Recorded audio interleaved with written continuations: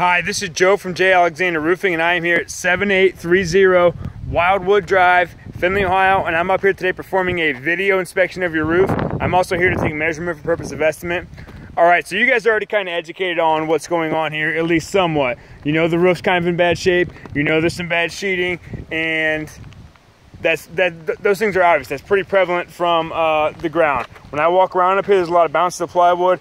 In fact, there's areas where I feel like if I wanted to bounce up and down hard enough or really put some of my weight into it, I could probably almost break through the sheeting on top of the shingles, which is a bad sign. But you're already kind of up to speed on that. So what I'm gonna do is I'm gonna bid you out for a possible entire resheet. I'll also just bid you out to replace some sheeting, and we'll give you the most economical, economical route at that point, So if there's some good sheeting, we can save you money. We're obviously not gonna replace it all. If it needs to be all resheeted, that's exactly what we're gonna have to do.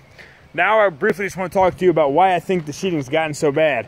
And a lot of it has to do with your ventilation.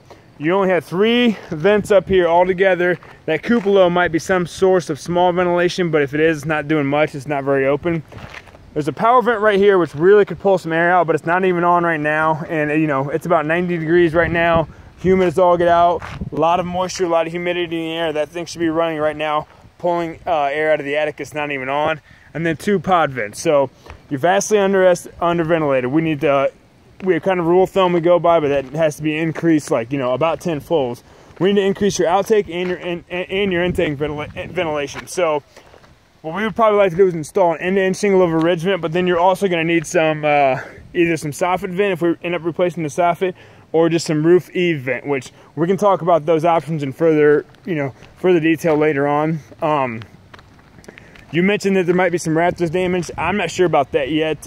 For the most part, every time I get them down on a rafter, they seem to be pretty strong, and that's going to be something where we're just going to tear into it and see what's going on. But I don't expect the rafter damage, if there is any, to be very great. This ridge is pretty straight across here. All the valleys seem to be pretty straight, so those are good signs. That makes me feel pretty good about the actual framing of the house. I think it's just more of a sheeting and a shingle issue paired with the ventilation issue. This chimney back here, the flashing's in pretty bad shape, so what we would do is replace all that. That's in our base package anyway. The top of it's a little bit deteriorated, but nothing a good seal wouldn't solve. So what we would do is replace all the flashing and then seal everything up. Other than that, we're kind of just, looking at an older roof. It's deteriorated, the sheeting's starting to go bad. Some of the fascia and the soffit's starting to go bad, as well as the gutter. So what I'm gonna do now at this point is just take measurement and everything, lay it all out for you, kind of itemize, so we can go from there. So once again, Joe from J. Alexander Roofing performing a video inspection.